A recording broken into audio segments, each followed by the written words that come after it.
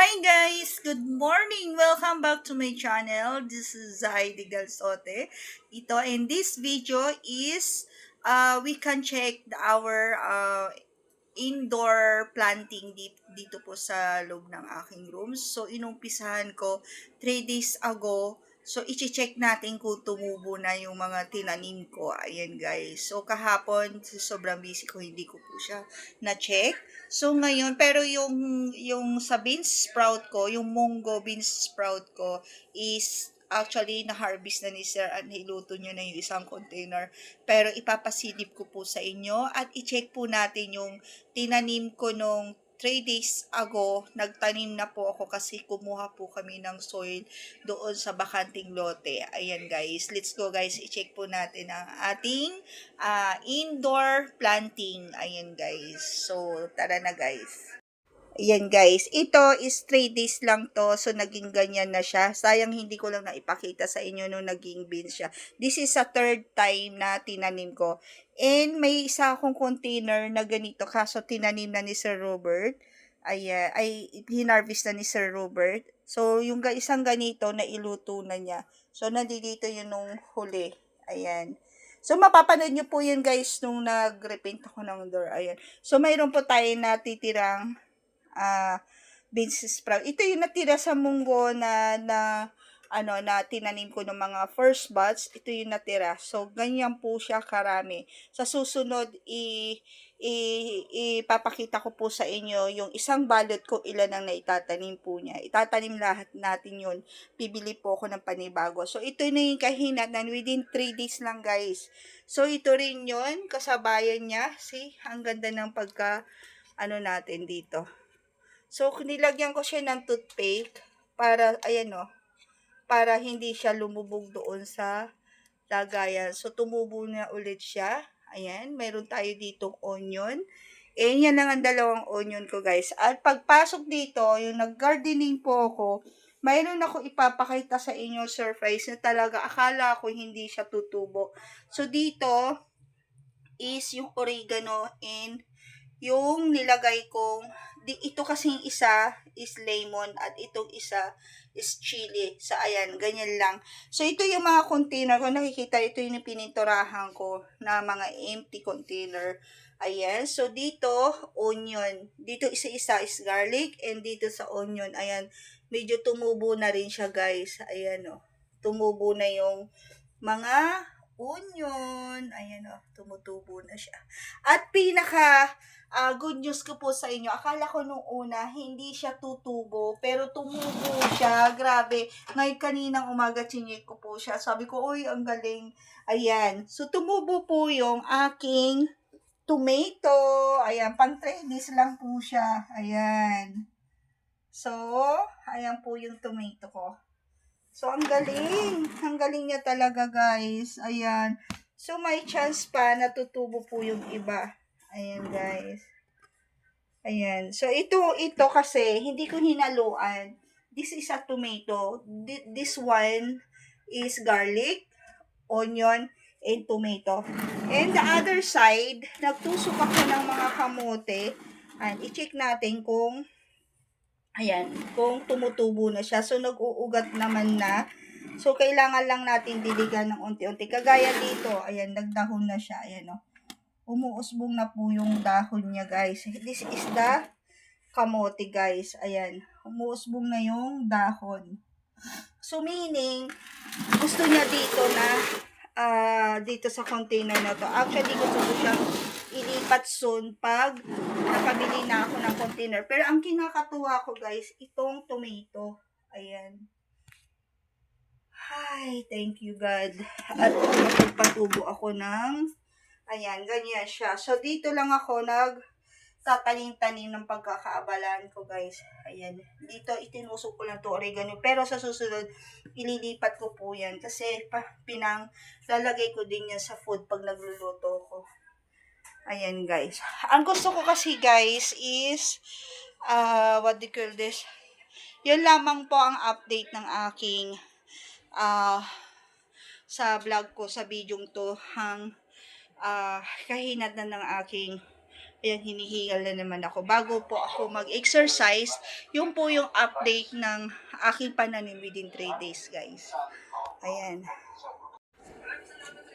So, yun na nga guys. So, nakita natin, may sign na pwede tayong tanim, no? Tumutubo din pala. Akala ko noong una kasi, hindi siya tutubo dun sa mabuhangin na lupa. So, sabi ko, sige, itry ko. Pag ito tumubo, i-continuous ko kasi nga, hindi pa ako nakakabili ng pang-soil na pang-planting. Pero soon, bibili ako kasi may nakita akong mura doon, 33 reals per sack yun. Yung per kg is nasa 17 reals, guys. So, yun ang ano ko. Bakit I love planting kasi nga as a anak ng farmers po is nakagawian ko na since nung 7 years old ako nung namulat ako talaga at kasakasama ako ng aking lolo. Yun lang ang tanging ipinamana sa akin ng aking lolo na matuto sa buhay, na matuto magtanim. Kaya ang daming lesson sa akin na naaalala ko na iniwanan niya sa akin kung paano turuan, kung paano niya ako turuan ng properly ng pagtatanim ng mga gulay, ayan, palay, bit niya ako dati talaga na as in, gusto ko, sa susunod po is ipapakita ko po sa inyo doon mismo sa aking farm sa Pilipinas, no? Kasi taga Pangasinan nga po ko. Talagang lahat ng mga farmers doon, mga Ilocano, Pangasinense, so talagang very hard worker. Hard work po talaga sila.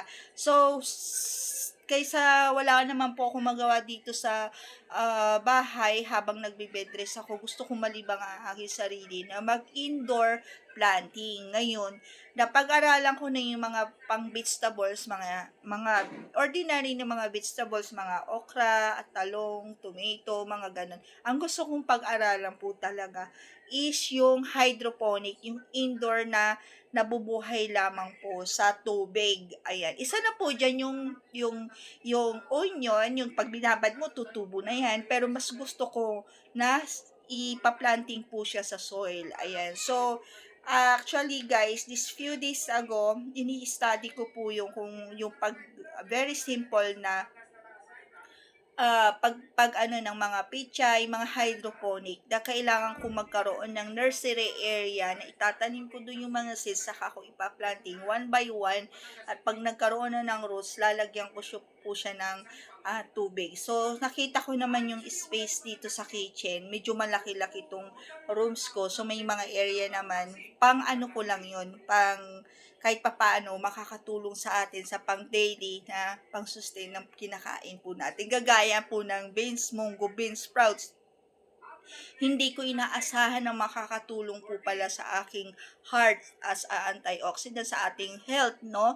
So, nung nakita ko at nabasa ko at malaki po talaga ang naitulong sa akin ni YouTube, kinontinuous ko na ang pagpa-planting. Pero iko-correct ko lang po ha, hindi ko siya ni-research sa YouTube, iko-correct ko lang po para i-planting ko, hindi. Nagtanim lang ako dahil gusto ko lang malibang at gusto ko lang may pangkain na fresh salad.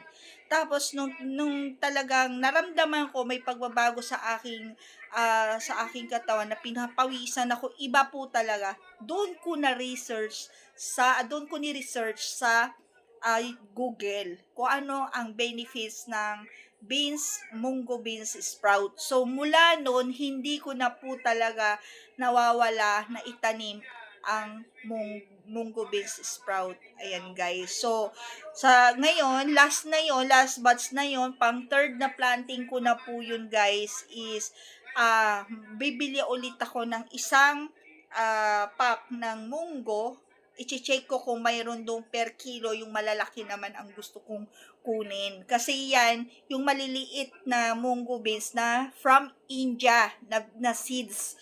No? So, i-check ko kung may mga malalaki kagaya sa Pilipinas, malalaki yung butil ng munggo. Ayan guys. So, i-check ko po guys at magtatanim tayo ulit.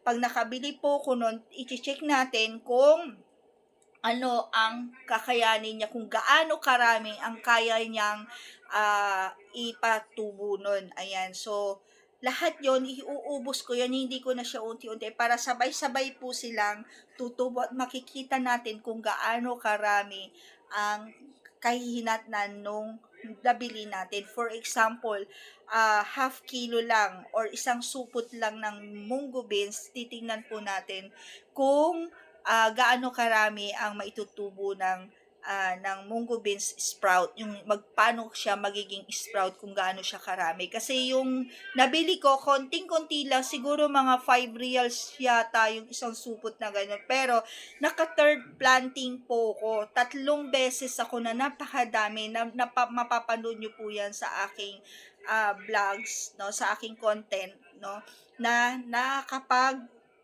tanim na ako ng 3 beses, guys. Ayan, pasensya na guys kasi medyo masama talagang pakiramdam ko po ngayon. So, kailangan ko, after this one guys, is after ng pag-update ko po sa inyo ng aking pananim, is mag-exercise po ako. Kasi iba po yung pakiramdam ko ulit. Kailangan ko magpapawis, guys. Ayan. So, ayun, hanggang dito na lamang guys. Thank you so much sa inyong panunod at pagsuporta nyo. Happy po ako at mayroon na pong tumubo na kamatis na tomato. So, I have a chance na talagang magpa-planting na po talaga ako ng tomato kahit hindi sa original soil, tumubo siya. So, kailangan ko pa rin bumili ng original soil para itanim niya at lumaki po siya. Ayan, ang galing po talaga. Parang na-curious lang ako ni ilagay lang doon kaysa naman babulok o sayang, hinilagay ko lang doon. So, tumubo nga. Grabe. Super saya ko po talaga guys. Ayan, hanggang dito na lamang guys. Thank you for watching guys. Asa walang sawang pagsuporta nyo po sa aking very simple vlogs po sa aking my day at my daily activities in my life. So, thank you for watching. Please like and share and comments down below and bell the notification. And please subscribe my YouTube channel. It's me again, Saidi Del Sote. God bless you all guys. Love you.